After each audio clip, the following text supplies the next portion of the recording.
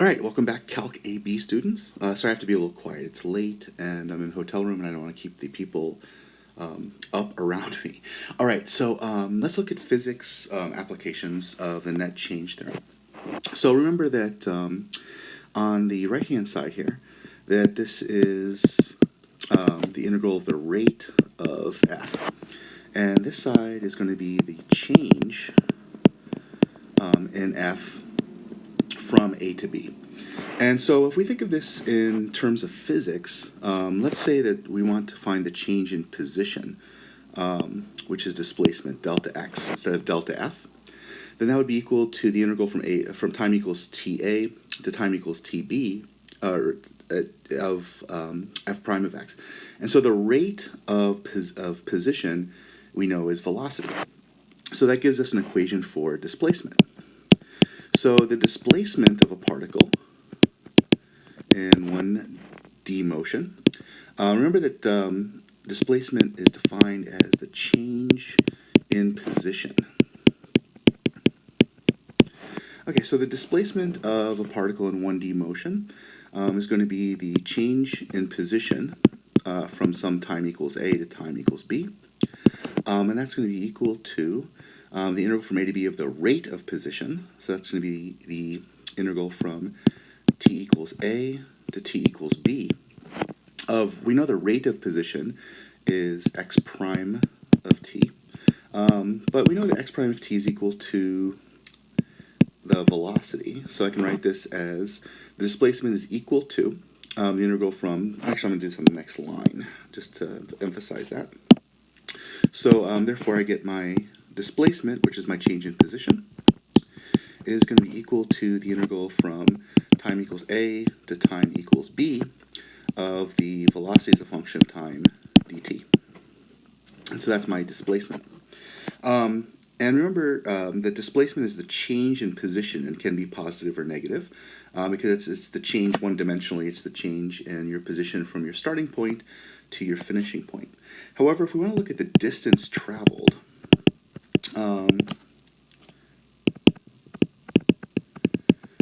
by the particle from A to B,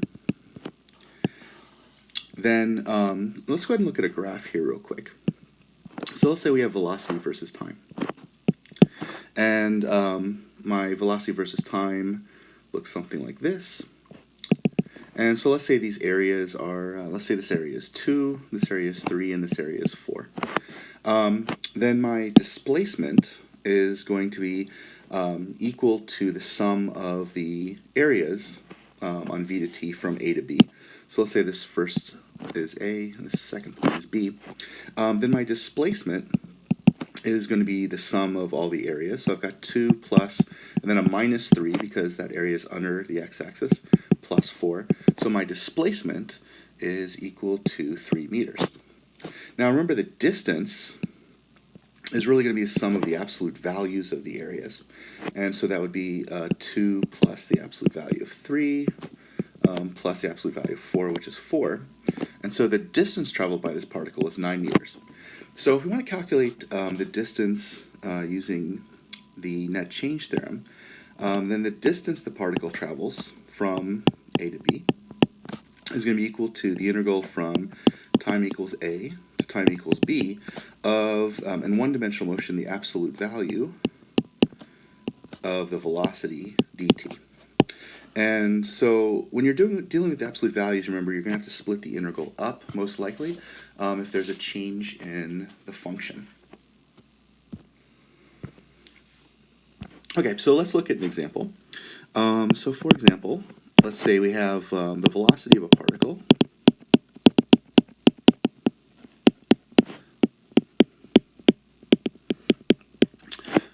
is given by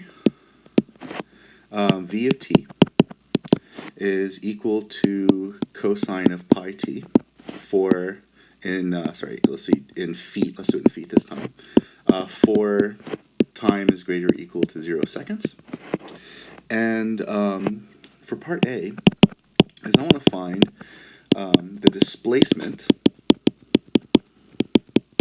which is the change in position, of the particle from time equals 0 to time equals 3/2 seconds. Okay, so if I do a quick graph of this, then I've got v and t, and for my cosine graph from 0 to 3/2, because it's cosine of pi t, then my graph looks like this. And so my displacement is my change in position from 0 to 3/2. And that's going to be equal to the integral from 0 to 3/2 of my velocity as a function of time dt. So delta x in this case is equal to the integral from 0 to 3/2. My velocity is given as cosine of pi t dt. And I'm going to have to use u substitution. So u is pi t, and dt is 1 over pi du. So I skipped a step there. So du is equal to pi dt, so dt is equal to 1 over pi du.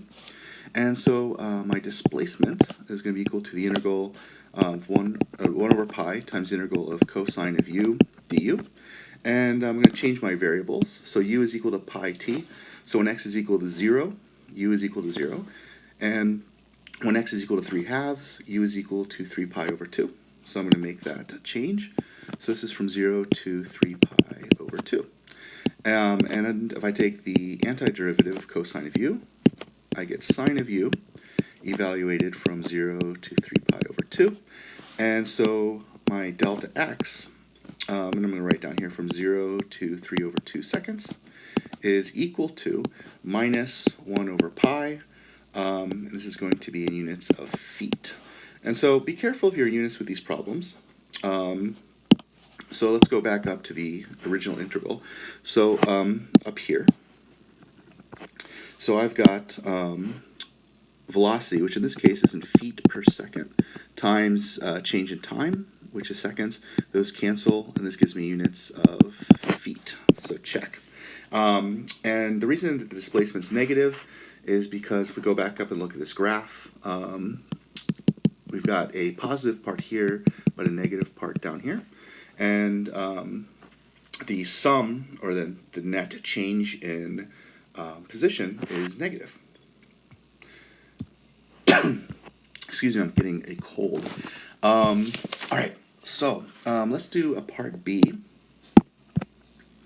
So for part B, I want to find now the distance the particle travels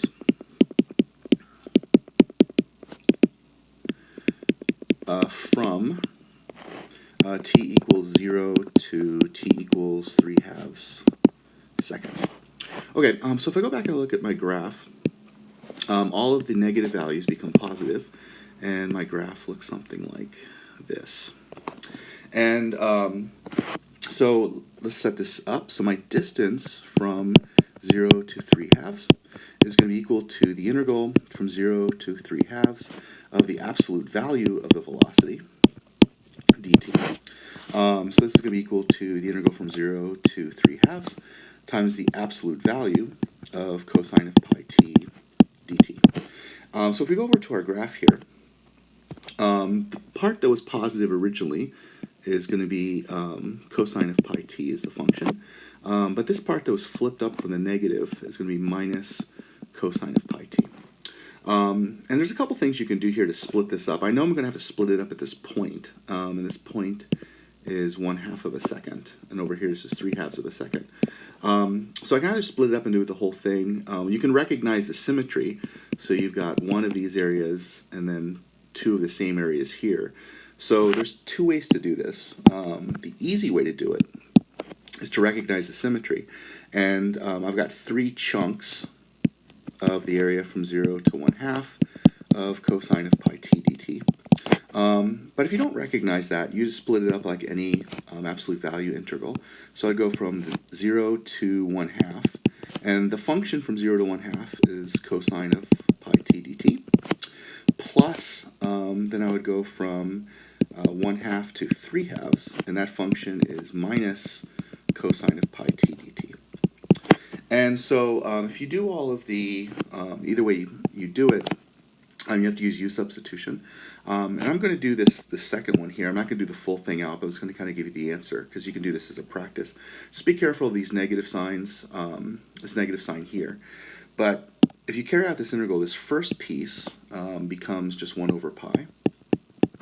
And the second piece will become 2 times 1 over pi. And we're going to add those together. So actually, one of these chunks here is 1 over pi. So this is 1 over pi. This chunk is 1 over pi, and this chunk is 1 over pi. So if I sum those all together, I get 3 times 1 over pi, or 3 over pi. But you get the same answer down here if you integrate it the long way. And so my distance from 0 to 3/2 seconds is going to be equal to 3 times 1 over pi, which I'll write as 3 over pi. And okay, so for some reason it kicked me out. So the distance then becomes 3 times 1 over pi, which is 3 over pi feet. Okay, so just in summary, if we go back to the first page, then we're going to use the net change theorem to find both displacement and distance. And for displacement, which is the change in position, that's equal to the integral from a to b of the velocity dt, where the distance traveled is the integral from a to b of the absolute value of the velocity for 1D motion. And that's how you do it. All right, so this is the last video in the set for this week, and I shall see you guys tomorrow. All right, have a good one.